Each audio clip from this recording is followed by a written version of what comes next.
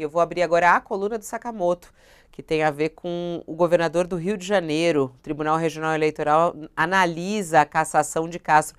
Essa é uma outra cassação que está sendo discutida e que acaba, às vezes, nem aparecendo tanto ali nas manchetes dos jornais e tudo mais, mas sim, está sendo analisada a cassação do governador do Rio de Janeiro, mais um governador que poderá ser cassado, cassação de Castro, e por um esquema de desvio que até o Sakamoto definiu aqui, do tipo gênio do mal. Explica essa história pra gente. Por que gênio do mal, Sakamoto? Fabiola, primeiro vamos lembrar que esse processo, né, ele começa exatamente com reportagens investigativas aqui do UOL, né, tocada tanto pelo Rubem Berta quanto pelo Igor Melo no ano de 2022, né. O escândalo desses cargos secretos no Rio de Janeiro, cuja engenharia criativa o colocou entre as formas mais inovadoras de surrupiar cascalho público, né, ela foi revelada há 2 anos, né, ele não influenciou, a revelação do escândalo não influenciou na reeleição do Cláudio Castro, mas agora chegou a fatura, né? Por quê? Porque é um esquema que desviou, né, mais de 1 bilhão, teria desviado mais de 1 bilhão de educação através tanto da CEPERJ, da Fundação CEPERJ, quanto da Universidade Estadual do Rio de Janeiro, né?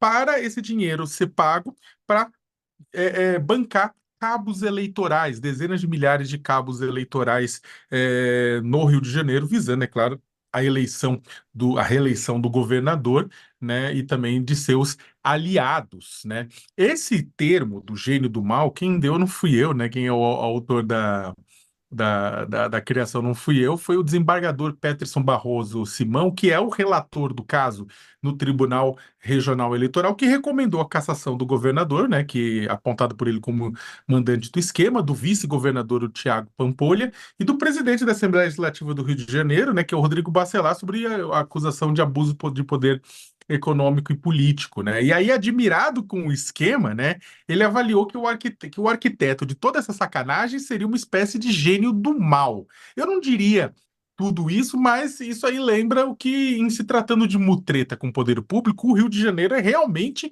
inventivo, né? E agora à tarde, o Peterson, ele tinha votado pela cassação do Cláudio Castro, do Pampolha, né, do Bacelar, e aí foi pedido vistas, e agora à tarde retoma-se esse julgamento, né? Basicamente, só para explicar para o pessoal, o que o pessoal do UOL lá atrás descobriu, que o governo usou a Fundação CEPERJ, que é o Centro Estadual de Estatística, Pesquisa e Formação de Servidores, e a UERJ, né, para irrigar com centenas de milhões de reais, essas contas ligadas a políticos, né? E aí eles usaram cargos secretos que não tinham transparência nenhuma, funcionários fantasmas, alunos de mentira, saques em dinheiro, rachadinhas via Pix para funcionários fantasmas, ou seja, fantasmas que não eram laranjas, brancos, mas eram laranja, né?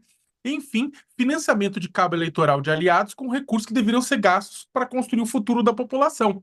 E tem casos, quem quiser pegar e acessar toda a apuração do Rubem e do Igor, você vão ver casos bizarros, né? Por exemplo, o UOL entrou em contato com 75 bolsistas, né, que deveriam ter dado aulas em projetos, né? Bolsistas que ganhavam mais de 30 mil reais por mês, ficavam com 2 mil reais e repassavam o restante para políticos, né? Aí teve advogado, teve pastor, teve de tudo, né? Nessa rebordosa, né, do dinheiro que pegar, que faz parecer as rachadinhas que a gente conhece brincadeira de criança, porque era um esquema monumental. Né? Um pastor evangélico que recebeu 149 mil reais brutos entre abril e agosto de 2022 sacou metade disso na boca do caixa e, questionado pela reportagem, mandou a reportagem procurar a reitoria da UERJ. Né? E aí a esposa do pastor também recebeu e repassou o mesmo que ele. É o milagre da multiplicação, glória a Deus. E o que acontece é que, na prática, o governo do Rio de Janeiro, pela denúncia que também foi apresentada pelo Ministério Público Eleitoral contra o Cláudio Castro, coloca que o governo do Rio sobre o Castro transformou os órgãos públicos em um grande caixa eletrônico para que seus aliados fizessem saques para suas necessidades políticas e necessidades políticas do governador. E aí, Fabiola, só para terminar, você está coberta de razão. Se for cassado, o Cláudio Castro ele vai confirmar a sina de que o Rio de Janeiro não consegue ter um governador ou que termina o mandato ou que não vai preso, né? A gente teve o quê? A gente teve o Wilson Witzel. O Castro, da qual o Castro era vice. O Castro assume lá atrás porque o Witzel foi cassado, né? O primeiro afastado em agosto de 2020, depois cassado definitivamente no ano seguinte. Depois você teve o quê? Luiz Fernando Pezão, foi preso durante o mandato. Depois o Sérgio Cabral, que também foi preso. Rosinha Mateus, que foi preso. Antony Garotinho, que foi preso. Moreira Franco, que foi preso. Dos ex-governadores vivos, a gente só tem o Nilo Batista, né, que assumiu o cargo quando o Brizola renunciou, e a Benedita da Silva, que assumiu quando o Garotinho renunciou. Só que os dois não foram eleitos, eram vices que assumiram. O resto, todo mundo que foi eleito, né, foi cassado ou preso.